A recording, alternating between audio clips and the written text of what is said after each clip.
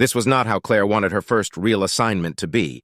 Years of hard work had led to this moment, hundreds of thousands of hours working through bureaucratic messes, colony disputes, mindless trade meeting after trade meeting, all to finally get to the holy grail of Terran diplomacy, the official Terran Xeno-Relations Department. A chance to not only meet and explore the universe, but make it a better place. Claire Weber was the newest member of the team, having started a mere week ago. The first few weeks were supposed to be simple. Get to know people, acclimatize to the sterile, boring space stations of the Neutral Federation, and unpack your stuff. This meant when the message went out for anyone and everyone to help with this mess, ASAP, Claire was the first and only other Terran diplomat immediately on the station at the time. Which is how, on her first job, she found herself walking next to the diplomatic legend that was Jan Eagles, speeding down the corridors in an attempt to try and stop a galactic war. So this is the information on Prince Hakthas I was able to scrounge up. Claire handed the folder that was thick with papers to her boss as she struggled to keep up the fast pace. In summary, however, Prince Hakthas was a disliked figure, including amongst the Raha, considered exceptionally cruel even by their standards. Being fourth in the line to the throne meant he had very little responsibilities, so instead spent his time doing nothing more than draining the Raha royal treasury and joyriding, for lack of a better term, among uncontacted or unaligned civilizations. Being assigned to his personal retinue was generally considered a punishment given to those who couldn't be outright fired or killed. Claire took a moment to catch her breath, watching Jan go through the information she'd handed him. It wasn't up to her usual quality and quantity due to having a mere 20 minutes of research and collation time. She desperately hoped it was good enough to not leave a bad first impression. However, if the alleged murder of Hakthas by a Terran is true, this has some serious repercussions. The Raha has fallen out of favor compared with the other 4 Astorian royal houses in recent years, due to their staunch belief that starting a war with the Terran Alliance would be a losing proposition. Taking into account the context of the Terran Alliance's actions have slowed the Astorian Empire's more recent advances. Having no response to such an action might let the other 4 houses believe that the Raha royal house no longer deserves their place. John took a moment to look up from the wealth of information he'd been given on both the alleged murder victim and the ambassador he was about to meet with. How long did this take you? You couldn't have had more than half an hour to prepare this amount of information? Around 20 minutes, sir. Claire was not a great schmoozer. She couldn't instantly bond with anyone in seconds. She very distinctly disliked long, complicated political plans involving backstabbing everyone, much preferring people to be straightforwards. But what Claire was good at was research. Claire was a mere 54 years of age, meaning while most Terrans were familiar with Xeno forms of communication, Claire had never known an empty universe. She had grown up with a galactic community and had embraced it. While most Terrans knew of and could use the various species' Galnet systems, Claire had spent her entire life with them. She could tell you on which nodes Lithorian soldiers tended to say too much, which species' social media apps were the most used by each sector of employment, and who had the best facial recognition databases. Everyone left a trail behind, and knowing everything about the person on the other side of the negotiating table made working out deals much easier. Diplomacy was simple when you knew exactly what the other person actually wanted. Exceptional work, and call me Jan. On such short notice, he hadn't expected anything other than someone able to be a second pair of eyes should the Astorian ambassador try something stupid. So this was a very welcome bonus. See, Jan, I don't understand why we go to this trouble. Considering how evil the Astorians are, why don't we just go to war with them? Jan interrupted Claire, having answered this question any time a new member joined his team.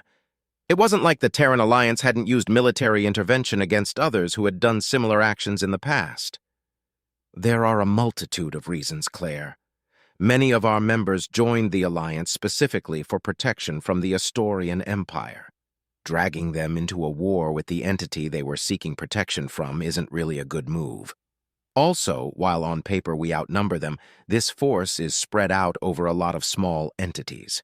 Setting up blockades in space isn't possible, meaning all planets would need to be simultaneously defended. Even if we won, a Pyrrhic victory where a bunch of our allies are homeless isn't great. He paused for a moment as the two entered an elevator, the thousands of copy-pasted floors of the station stretching below them as they rapidly ascended, John still reading the documents as he continued. Then there is the necessity of such an action.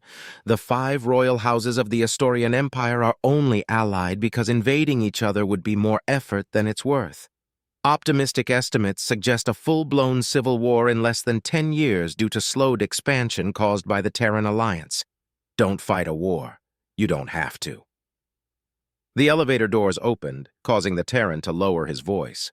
While none of what he was saying was a secret, turning to a whisper as approaching a meeting was an old habit he wasn't going to stop doing anytime soon. Lastly, neither side is sure they would win. The technological level of both sides are mostly unknown to each other, and while the Terran Alliance outnumbers them, the Alliance is untested in such a potentially large operation. Rather simply, never start a war you don't know you will win. The seasoned diplomat took a moment to pause, giving an annoyed sigh in preparation for dealing with a pompous dick of the greatest magnitude. Jan then handed the documents back to the far more nervous Claire, giving her a reassuring smile. No need to panic. Like I said earlier, all you need to do is wait here, just in case they decide to try something stupid. Jan Eagle's office on the Federation station was simple.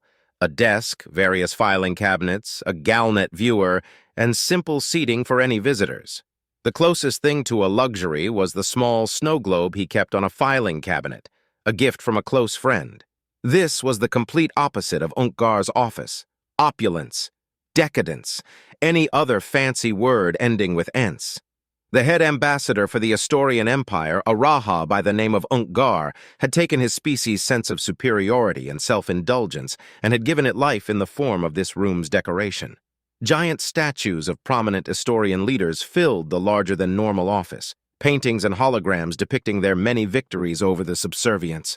Large chandeliers hung from the ceiling as gigantic tables and chairs adorned the place, all made out of a deep purple wood that screamed expensive. Everything was lined with precious metals and gems, all bathed in a fake light that made it seem as if the evening sun was streaming through a window. It was, in Jan's simple opinion, tacky as hell, overcompensating and screaming insecurity. May the sun shine upon your path. I trust you are well. The Raha was pressing both his hands together in front of him in welcome, as Jan forced a much-practiced smile on his face as he returned the greeting. And may the sun never set on yours.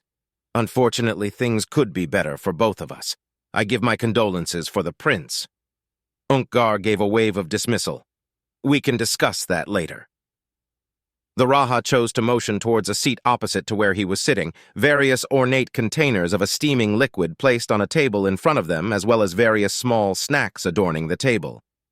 Please make yourself comfortable. I would be abandoning my sacred duties as a host to not let you refresh yourself with the bounties of the Astorian Empire. John took a seat, giving a nod of fake thanks and gratitude as he took a cup of the horrid bitter liquid the Raha drank, desperately resisting the urge to give the smug ambassador opposite him a good solid punch in the throat. Have you given our offer any further consideration? Unkgar said, the joining of our mighty empires would be a force to rival the heavens. Jan had given the offer some consideration, generally followed by either laughter or a general revulsion to the concept. The idea of getting into bed with slavers was half hilarious, half stomach-turning. The current goals of the Terran Alliance do not align with actions of the Astorian Empire. Until that changes, I don't see any reason to revisit the offer. How unfortunate. The Raha placed a hand on his chest, signifying disappointment as he continued. Terrans really have impressed us since their emergence into the galactic community. To subjugate 431 species in such a short time is rather impressive. The Terran Alliance is not subjugation. John's voice turned sour as he spoke, even his practiced demeanor slightly wavering as the insulting concept was mentioned. He knew exactly what his counterpart was doing, annoying him before the actual meat of the meeting. Calling a slave collar a necklace doesn't change what it is. Last I confirmed, it was named the Terran Alliance. You enforce your own morality and power structures on your members." The voice of Unkgar was smug, a voice of supposed peace filled with venom. When was the last time the Lithuanians actually fought someone? The isolationist Hatil opening their borders, even rumors of some Scythen aiding with weapons research. You subjugate those who join your alliance to Terran whims and morals, which is exceptionally impressive to be done on such a scale. This conversation isn't going anywhere. Jan's patience had run thin from the sanctimonious drivel being spouted by the Raha. Unless your intention was to waste my time, I believe we have something more important to discuss. That was not my intent. I merely desired to find some common ground. Unkgar tapped a button hidden on the underside of the table, causing a screen inlaid with yet more gold to come to life. But as you insist... The clip was short with no audio, lasting a mere 10 seconds, but clearly showing a Terran blowing a hole in the chest of Prince Hakthas using a rather weighty handgun. A suspicious lack of context was the first thought through John's head. 3 days ago, Prince Hakthas was murdered in cold blood by a Terran. This heinous act against the Raha royal house cannot go unanswered. Since we have been unable to find the perpetrator so far, we believe the Terran must have escaped into Terran Alliance space. Unkgar's mandibles clicked together in a show of demanding and attempted dominance. We demand that the Terran be remanded into the custody of the Astorian Empire, or we will take action. Demand? Jan raised an eyebrow, just wondering what exactly they expected the Terran Alliance to do about this. You provide me an out-of-context video for a random Terran and expect us to magically provide them. We will investigate this claim, then we will consider your demand. Demand may have been the wrong statement. Notification is more pertinent. We will not let such an action stand, and merely believe in allowing one to fix their mistakes before our own intervention. Do we make ourselves clear? It was crystal clear exactly what the Raha was trying. Manufacturing justification. This wasn't a request or even something they expected the Terrans to do. They just wanted it on record that they had attempted to work with the Terrans before making their own move. Such simple diplomacy wouldn't work on most, but it might convince a few more neutral factions to stay out of any kerfuffle. It also made clear the next action that Jan and his team needed to take. They needed to find whoever was on that video first before the Astorians did. Before the Astorians did something very, very stupid. The 3-fingered hands of the Zorthian gripped slightly to Amander's arm, Fleur giving a small grunt of pain as he gingerly lowered himself into the medicated bath, an expression of relief filling his face as he finally sat down. The hastily constructed pool and best-guess Zorthian medication wasn't perfect, but it was better than nothing. They were back on the A Shining Star, having intercepted their vessel unpiloted trajectory and letting the previous slaves take control of the Astorian ship, providing them with the fastest directions to Terran space. In the 5 days since then, Amanda had spent her time fixing up what remained to be fixed of her crippled vessel, working out their next move, and taking care of Fleur. The damage the amphibian had was worse than she'd originally seen. The lack of proper access to water for 3 weeks had done extensive damage to the skin, drying and damaging the normally soft and translucent blue hide, causing it to split and break with any movement. The cuts, bruises, and broken bones would heal, but the fins and skin might not. They had been doing their best, but Drake lacked any real medical knowledge on Zorthian biology, having to make an educated guess through trial and error. Amanda spent a few moments pouring and gently rubbing the purple liquid into hard-to-reach spots, muttering soft words of encouragement. The injuries had thankfully been getting better over the days, if slower than she would have wanted, apart from one injury. It was an injury that manifested itself in several ways, in the way Fleur currently sat, hunched, in the way he'd wake up screaming in the night, in his eyes. Every time Amanda saw his eyes, she wanted to go back and shoot the bastard who had done this again. The purple orbs had once been filled with curiosity, with a stubborn determination that had given Fleur the courage to remain by the communicator up until the end. Now they were dull. Now they were broken. Now I'm going to give you some privacy to soak. Amanda dried her hands as she slowly turned to leave the jury-rigged pool. When you want to get out, just give me a hollow, okay? Amanda? The Terran gave a pause as the small, frail voice of Fleur sounded out. "Thank you. Don't you mention it, sweetheart?" Amanda gave a warm smile in response, a tinge of sadness creeping in around the eyes. "Now you go get some rest." The Terran stood in front of the command panel, inputting the next step on their path, another seemingly random location. Of course, Amanda and Drake knew it wasn't random, but instead years of training in how to avoid someone who might be looking for you. Fleur seems to be responding better to the latest treatment. A visual hologram of Drake appeared in the room, his chosen representation being a black Chinese dragon spinning and circling around itself in one spot. Though not being able to dock and get aid at the closest Terran Alliance location is suboptimal for his recovery. "Yes, I know that. You don't keep having to mention it. I get it. I fucked up." Amanda angrily ran a hand through her hair before inputting the final commands, causing the ship to re-enter warp. "You don't have to be so passive-aggressive about it." Not being able to contact authorities for help is not optimal. Possibly starting a war is also not optimal. She knew that the AI was right. The fact that they couldn't just drop into the nearest Terran Alliance port and get Fleur better help was a huge hindrance. Partly because it would make it easier for the Raha to find them, and partly because there was no guarantee that a bureaucrat somewhere wouldn't just hand them over to the Astorian Empire to avoid a war. It was unlikely, but governments had done shiftier things. "I'm sorry, when the bastard was talking about being entertained, I have no love lost for the dead prince. It was satisfying seeing karma be dispensed. I would also be lying if I did not expect this result. Your brand of chaos is surprisingly predictable. I just wish there was a better plan than flying randomly around in a half-broken vessel." "Oh, this ain't random." Amanda gets a more excited smile at the thought of visiting an old friend. "We're getting help from an old friend. We're gonna visit Spot." The screaming and whimpering had stopped, much to Luthar's annoyance and displeasure. The Raha looked down at the small pink lizard now lying motionless in front of him, wrenching out the knife he'd been using to cut pieces off of the subservient. He gave the now useless corpse a kick, watching it slump over as it joined the 5 others. Luthar's antenna twitched with annoyance as he turned to the other subservients in the room, watching the collection of worthless species shiver and tremble against the might of a Raha.